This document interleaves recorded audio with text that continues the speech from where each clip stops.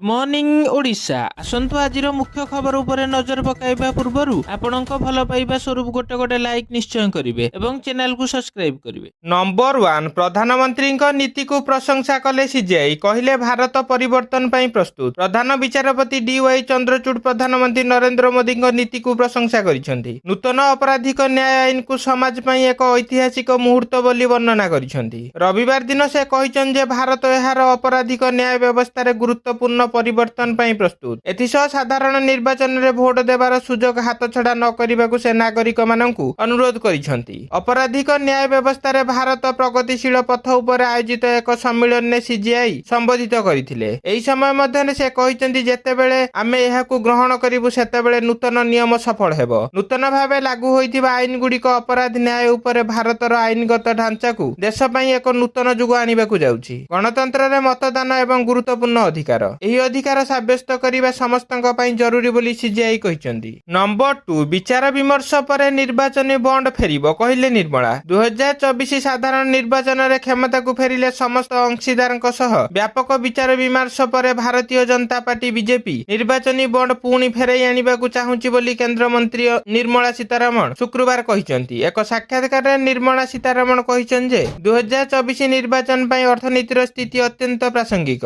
मुद्रास्फीति को नियंत्रण में रखिबा, दुर्नीति को नहीं विरोधी को टार्गेट करिबा, उत्तर दक्षिण विभाजन को रोकिबा एवं अर्थनैतिक स्थिरता बजाय रखिबा पई व्यवस्था करा जायछि। निर्वाचनी बॉन्ड विषय रे सीतारमण कहिसें जे आमको अंशीदार मानक सह अनेक आलोचना करिबाकू पड़िबो एवं एपरि एक ढांचा तैयारी करिबाकू पड़िबो जहा समस्तक पई गहणीय हेबो। मुख्यतः स्वच्छतार स्तर बजाय रहिबो एवं एथिरे कला धन प्रवेश करिबार संभावना को संपूर्ण रूपे दूर करा जाय परिबो। नंबर 3 दक्षिण रे साफ उत्तर रे हाफ। प्रथम पर्याय मतदान पर बीजेपी को नहीं कांग्रेस रो बड़ दाबी। प्रथम पर्याय मतदान पर कांग्रेस एक बड़ दाबी करिछि। कांग्रेस दलर मीडिया सेल दायित्व रे थिबा जयराम रमेश कहिसेंती प्रथम पर्याय मतदान पर दक्षिण रे उत्तर रे बीजेपी रो ग्राफ स्पष्ट होईछि। से कहिसेंती प्रथम पर्याय रे 21 टी राज्य रे 102 आसन ने मतदान होइथिला। ग्राउंड रिपोर्ट रो स्पष्ट होईछि इंडिया सहयोगी दल बीजेपी ठारू बहु आगरे अछि। दक्षिण रे बीजेपी साफ होइथिबा बेले उत्तर रे हाफ होइथिबा से कहिसेंती। आमे तमिलनाडु एवं महाराष्ट्र रे स्वीप करिछु। बिहार, राजस्थान, उत्तर प्रदेश रे हमर प्रदर्शन भल होईछि। जयराम कहिसेंती अनेक गुरुत्वपूर्ण राज्य रे बीजेपी रो प्रदर्शन विशेष खराब होईछि। एहा जगु गतकाली थारू बीजेपी नेता माने आतंकित अवस्था रे अछंती। प्रधानमंत्री नरेंद्र मोदी को ट्वीट एही नर्भस रो एक सूचना। मोदी लहर नथिबारु बीजेपी प्रार्थी को एथर कठिन परिश्रम करिबाकू पड़िबो। नंबर 4 400 सांसद थिबा दल आज 300 आसन ने निर्वाचन लड़िबाकू असमर्थ कहिले पीएम मोदी। देश को कांग्रेस सरकार दरकार नहीं। 2014 पूर्वरु देश रे अवस्था जहा थिला ताहा दरकार नहीं बोली प्रधानमंत्री नरेंद्र मोदी कहिसेंती। राजस्थान जालोर रे निर्वाचनी रैली रे कांग्रेस ऊपर वर्षिसेंती पीएम मोदी। से कहिसेंती कांग्रेस सरकार लोकन को धमकाउथिले जे केही देश को लुटिबाकू चाहुथिला। प्रधानमंत्री को केही पचारु नथिले। सरकार रिमोट कंट्रोल ले चालुथुला बोली पीएम मोदी अभियोग करिसेंती। अस्थिरतार प्रतीक कांग्रेस पार्टी कोन देश चलाई परिबो कि बोली मोदी प्रश्न करथिले। से आहुरी कहिसें जे पार्टीर दुर्बल स्थिति पई खोद कांग्रेस दायी। कांग्रेस 60 वर्ष देश को शासन करिथिला। कांग्रेस सरकार आमर मां भौणी मानकू शौचालय, गैस, बिजुली, बैंक अकाउंट भली छोट छोट काम पई हैरान करिछि। परिवारवाद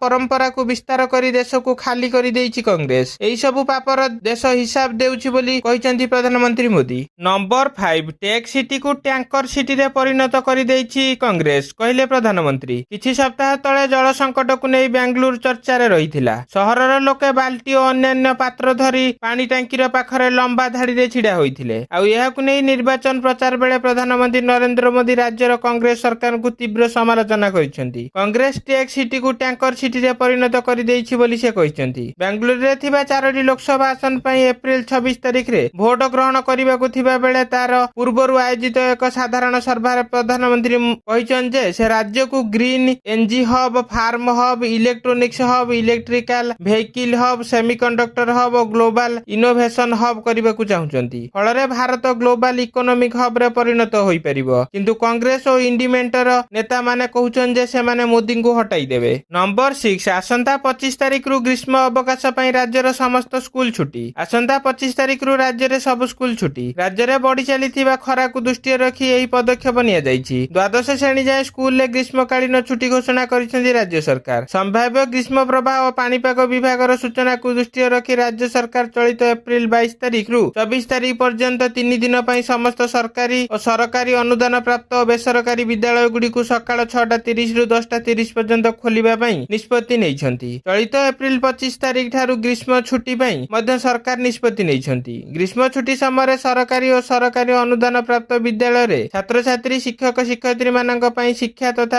ଶୈକ୍ଷିକ କାର୍ଯ୍ୟକ୍ରମ ନିମନ୍ତେ ରାଜ୍ୟ ସରକାର ଶିକ୍ଷା ନିର୍ଦ୍ଦେଶକ, ରାଜ୍ୟ ମାଧ୍ୟମିକ ଶିକ୍ଷା ନିର୍ଦ୍ଦେଶକ ଏବଂ ଉଚ୍ଚ ମାଧ୍ୟମିକ ଶିକ୍ଷା ନିର୍ଦ୍ଦେଶକ ପ୍ରତ୍ୟକ୍ଷ ତତ୍ତ୍ୱାବଧାନରେ ବିଦ୍ୟାଳୟ ପରିଚାଳନା କରାଯିବ। ନମ୍ବର 7 ଏପ୍ରିଲ 25ରେ ଓଡ଼ିଶା ଆସିବେ କେନ୍ଦ୍ର ଗୃହମନ୍ତ୍ରୀ ଅମିତ ଶାହା। ଆସନ୍ତା ଏପ୍ରିଲ 25 ତାରିଖରେ କେନ୍ଦ୍ର ଗୃହମନ୍ତ୍ରୀ ଅମିତ ଶାହା ଓଡ଼ିଶା ଆସିବେ। ସେ ସେହିଦିନ ସୋନପୁରରେ ଜନସଭାକୁ ପ୍ରତିନିଧିତ୍ୱ କରିବେ। ଏନେଇ ରବିବାର ସୂଚନା ଦେଇଛନ୍ତି ବିଜେପିର ଉପସଭାପତି ଗୋଲୋକ ମହାପାତ୍ର। ସୋନପୁରରୁ ଫେରି ଅମିତ ଶାହା ଭୁବନେଶ୍ୱରରେ ରାତ୍ରି ଯାପନ କରିବେ। ସେ ସେଠାରେ ବିଜେପିର ପଦାଧିକାରୀଙ୍କ ସହ ନିର୍ବାଚନ ରଣନୀତି ନେଇ ଆଲୋଚନା କରିବା ସହ ବିଜୟ ମନ୍ତ୍ର ଦେବେ। ମୁଖ୍ୟମନ୍ତ୍ରୀ ନବୀନ ପଟ୍ଟନାୟକ କଣ୍ଟାବାଞ୍ଝିରୁ ବିଧାନସଭା ନିର୍ବାଚନ ଲଢୁଥିବାରୁ ଅମିତ ଶାହା ବି ପଶ୍ଚିମ ଓଡ଼ିଶାରୁ ନିର୍ବାଚନୀ ବିଗୁଲ ବଜାଇବେ ବୋଲି କୁହାଯାଉଛି। ନମ୍ବର 8 ପୋଲିସ ମାଓ ଗୁଳି ବିନିମୟ ଟଳି ପଡ଼ିଲା ନକ୍ସଲ କମାଣ୍ଡର। ମାଲକାନଗିରି ଜିଲ୍ଲା ସୀମାନ୍ତ ଛତିଶଗଡ଼ ବିଜାପୁର ଜିଲ୍ଲାର ପୁଣି ପୋଲିସକୁ ମିଳିଛି ସଫଳତା। ନକ୍ସଲ କମାଣ୍ଡର କାବାସୀ ପାଣ୍ଡାଙ୍କୁ 20 ଜଣ ନକ୍ସଲ ମାନଙ୍କୁ ନେଇ ଏକ ବୈଠକ କେଶକୁତଳ ଏବଂ କେଶାମେଣ୍ଡି ଜଙ୍ଗଲରେ କରୁଥିଲା। ପୋଲିସ ସମେତ ସିଆରପିଏଫ ଦଡ଼ିଆରଜି ଟିମ୍ ଜଙ୍ଗଲରେ ଚଢାଉ କରିଥିଲେ। ରବିବାର ଭୋର ସକାଳ ନକ୍ସଲ ଏବଂ ଯବାନଙ୍କ ମଧ୍ୟରେ ଗୁଳି ବିନିମୟ ହୋଇଥିଲା। ଦୀର୍ଘ ସମୟ ଧରି ଗୁଳିମୟ ହୋଇଥିବା ବେଳେ ନକ୍ସଲ ଛତ୍ରଭଙ୍ଗ ଦେଇଥିଲେ। ତେବେ ଘଟଣାସ୍ଥଳରେ ସର୍ଚ୍ଚ ଅପରେସନ ବେଳେ ମାଓ କମାଣ୍ଡର ଶବ ଉଦ୍ଧାର କରାଯିବା ସହ ବିପୁଳ ପରିମାଣରେ ମାଓ ସାମଗ୍ରୀ ଜବତ କରାଯାଇଛି। ଯବାନ ଜଙ୍ଗଲରୁ ଫେରି ନଥିବା ଯୋଗୁଁ ସବିଶେଷ ବିବରଣୀ ଦେଇପାରୁନାହିଁ। ଏନେଇ ବିଜାପୁର ଏସପି ଘଟଣାର ସ୍ପଷ୍ଟୀକରଣ ଦେଇଛନ୍ତି।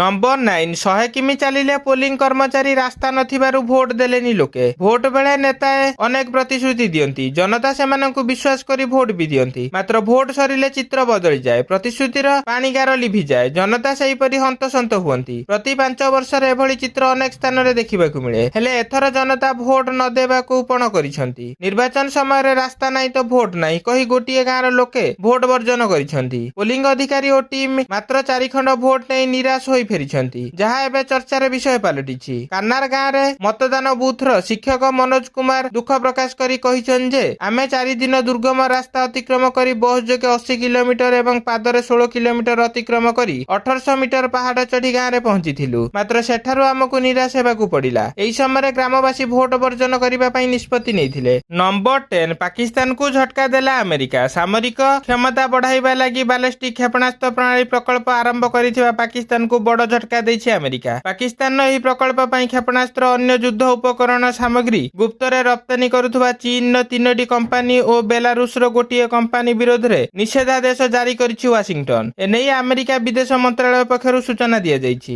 ଆମେରିକା ବିଦେଶ ମନ୍ତ୍ରାଳୟ ପକ୍ଷରୁ ଜାରି ବିଜ୍ଞପ୍ତିରେ କାର୍ଯ୍ୟାନୁଷ୍ଠାନ ସମ୍ପର୍କରେ କୁହାଯାଇଛି ଯେ ଏହି ସବୁ କମ୍ପାନୀ ପାକିସ୍ତାନର ଦୂରଗାମୀ ବାଲାଷ୍ଟିକ କ୍ଷେପଣାସ୍ତ୍ର ପ୍ରଣାଳୀ ପ୍ରକଳ୍ପ ପାଇଁ କ୍ଷେପଣାସ୍ତ୍ର ଓ ଅନ୍ୟ ଯୁଦ୍ଧ ଉପକରଣ ଯୋଗାଉଥିଲେ। ପାକିସ୍ତାନ ଏକଦା ଆମେରିକା ଠାରୁ ଏହି ଯୁଦ୍ଧାସ୍ତ୍ର କ୍ରୟ କରୁଥିଲା। ଆମେରିକା ନିର୍ମିତ F-16 ଏହି ଅତ୍ୟାଧୁନିକ ଲଢୁଆ ବିମାନ ମଧ୍ୟ ପାକିସ୍ତାନ କ୍ରୟ କରିବା ସହ ବ୍ୟବହାର ମଧ୍ୟ କରୁଛି। ବୈଶ୍ୱିକ ରଣନୀତିକ ସ୍ଥିତିରେ ଏହା ପରିବର୍ତ୍ତନ ଆସିଛି। ଏବେ ଆମେରିକା ଓ ପାକିସ୍ତାନ ମଧ୍ୟରେ ପୂର୍ବ ସମ୍ପର୍କ ନାହିଁ, ବରଂ ପାକିସ୍ତାନ ଚୀନ ପ୍ରତି ଅଧିକ ନିକଟତର ହେବ ବୋଲି ଦେଖାଯାଇଛି। ଏହି କ୍ରମରେ ବିଶ୍ୱର ଶକ୍ତିଶାଳୀ ଦେଶ ଆମେରିକା ପାକିସ୍ତାନକୁ ଏକ ବଡ଼ ଝଟକା ଦେଇଛି।